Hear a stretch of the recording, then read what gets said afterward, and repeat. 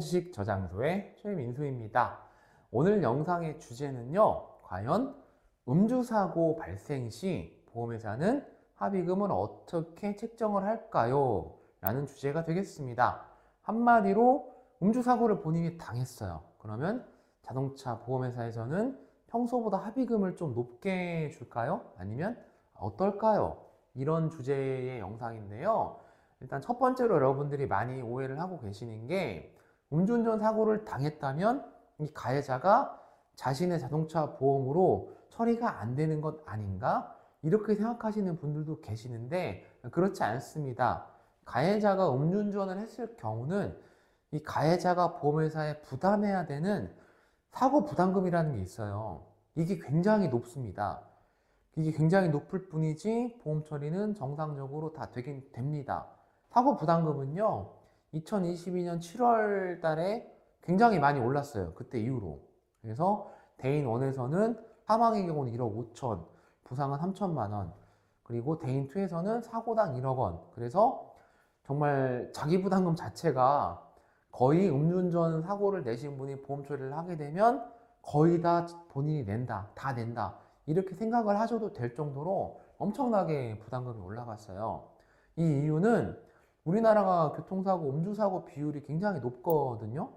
음주사고 자체만 해도 신고된 건 기준으로 한 1년에 몇만 건씩 발생을 하고 있고, 그 중에서 안타깝게도 음주운전 피해로 사망하시는 분만 몇백 명씩 되고 합니다. 요 근래에도 한 200명 정도 이상 음주운전으로 사망사고로 돌아가신 분들이 있다고 해요. 굉장히 많은 거죠. 이러다 보니까 어떤 사회적 경각심 차원에서 자동차 종합보험에서도 음주운전 같은 경우는 사고 부담금을 정말 엄청나게 올려놓았다.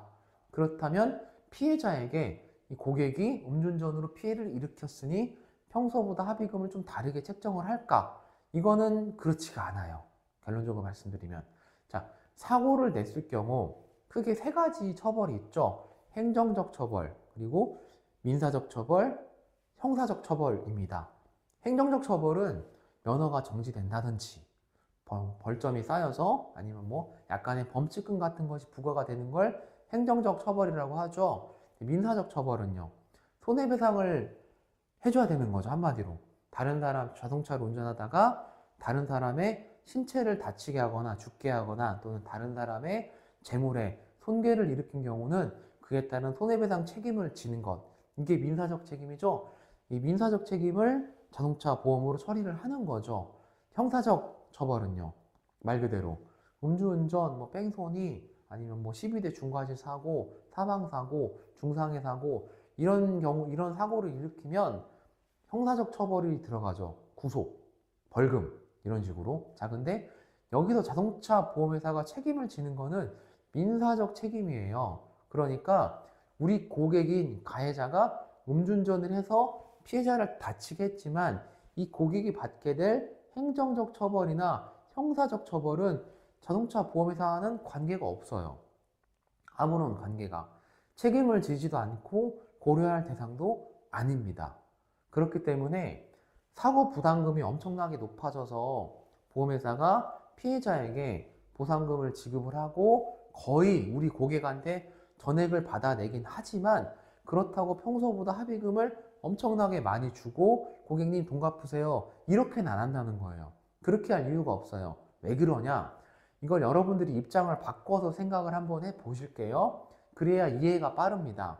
자, 여러분들이 음주운전 사고를 일으켰어요. 그래서 자동차 종합보험으로 일단 접수를 했어요.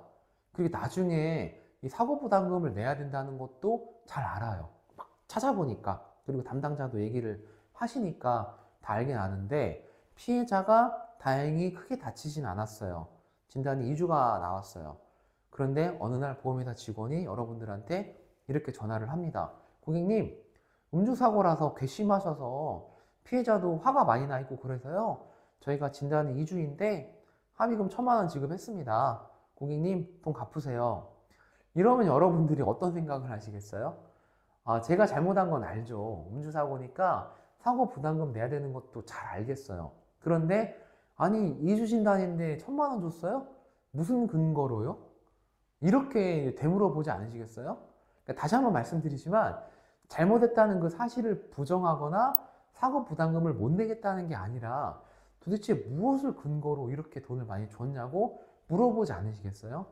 예, 그렇기 때문에 자동차 보험회사에서는 우리 고객이 음주사고로 피해자를 다치게 했다고 해서 특별히 더 합의금을 높게 주거나 그러지는 않아요. 그냥 원리 원칙대로 이 피해자가 진단을 어떻게 받으셨는지, 상해 등급은 몇 등급이신지, 뭐 입원을 며칠 하셨는지, 통원을 며칠 하셨는지 이런 것들을 따져서 약관을 적용해서 그대로 평상시와 똑같은 금액을 책정할 뿐이지 조금 더 많이 드리고 고객한테 받으면 그만이다 이렇게는 하지 않는다는 거예요. 돈을 받을 때도 근거가 있어야 되기 때문에 오히려 약관상 정확하게 합의를 하려 한다. 그리고 두 번째로 우리 고객이 변제할 능력이 없으면요. 그러니까 돈이 없는 사람이에요. 피해자한테 돈은 1,000만 원 줬는데 알고 보니까 우리 고객이 1,000만 원도 없어요. 그러면 보험회사 입장에서는 어때요? 예, 손해가 더 커지죠. 이거 면책금 받아야 되는데 사고부담금 못 받는 거예요. 고객이 돈이 없으니까. 물론 이런 경우까지 보험회사가 알 수는 없지만 그렇지만 이런 경우도 생길 수가 있기 때문에 음주사고 피해를 당하신 분들은 저도 개인적으로 그 심정은 공감합니다. 음주운전 당한 것도 열받고 가해자가 술을 먹었다는 그 사실도 좀 화가 더 나는데 보험금은 당연히 평소보다 높게 받겠지 이런 생각을 하실 것 같지만 그렇지가 않다. 이 점을 좀 설명을 드려야 될 것 같아서 오늘 영상을 좀 만들게 됐습니다. 자, 오늘은 이렇게 음주사고 피해를 당했을 때 자동차 보험회사에서 합의금을 어떻게 지급하는지에 대해서 제가 한번 설명을 드려봤고요. 다음번에는 조금 더 유익하고 좋은 영상으로 찾아뵙도록 하겠습니다. 오늘도 시청해 주셔서 대단히 감사합니다.